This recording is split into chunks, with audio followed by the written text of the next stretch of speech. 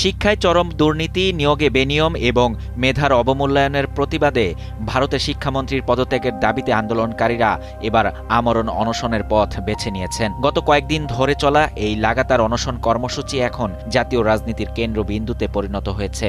আন্দোলনকারীদের স্পষ্ট কথা, হয় দাবি পূরণ, না হয় মৃত্যু। খোলা আকাশের নিচে দিনরাত এক করে বসে আছেন অনশনকারীরা। সময় গড়ানোর সাথে সাথে আন্দোলনকারীদের শারীরিক অবস্থার চরম অবনতি ঘটছে।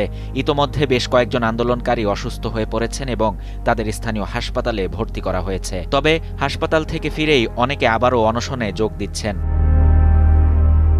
এদিকে বলিউড সিনেমা 3 ইডিয়টসের ফুংসুং ওয়াংরু চরিত্রটির অনুপ্রেরণা এই সোনম ওয়াংচুক বর্তমানে ভারতের লাখ লাখ শিক্ষার্থীর অধিকার রক্ষার আন্দোলনের এক শক্তিশালী প্রতীক হয়ে উঠেছেন। শিক্ষামন্ত্রী ধর্মেন্দ্র প্রধানের পদত্যাগের দাবিতে বিশিষ্ট শিক্ষাবিদ ও সমাজকর্মী সোনম ওয়াংচুকের আমরণ অনশন ১৭তম দিনে গড়িয়েছে। গত ২৮ জুন থেকে দিল্লির এই ঐতিহাসিক আন্দোলনস্থলে ককরোচ জনতা পার্টির যুবনেতাদের সঙ্গে সংহতি জানিয়ে আমরণ অনশন শুরু করেন লাদাখের জলবায়ু কর্মী ৫৯ বছর বয়সী সোনম ওয়াংচুক।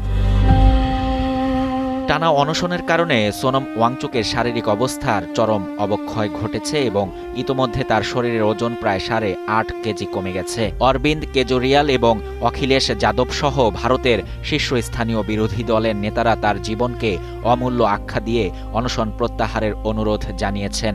তবে ওয়াংচুক তার অবস্থানে অটল থেকে আগামী ২০ জুলাই সংসদ ভবন অভিযানের প্রস্তুতি নেয়ার ডাক দিয়েছেন। সময় যত গড়াচ্ছে আন্দোলনকারীদের শারীরিক পরিস্থিতি তত জটিল হচ্ছে। সাধারণ মানুষের মধ্যেও ক্ষোভের আগুন ছড়িয়ে পড়ছে। এই অবস্থায় প্রশাসন যদি দ্রুত কোনো সম্মানজনক ও কার্যকর সমাধানে না পৌঁছায় তবে এই আমরণ অনশনকে কেন্দ্র করে আইনশৃঙ্খলার পরিস্থিতি আরও মারাত্মক রূপ নিতে পারে বলে আশঙ্কা করছেন বিশেষজ্ঞরা। শাহরিয়ার শাফাত, বাংলা নিউজ 24।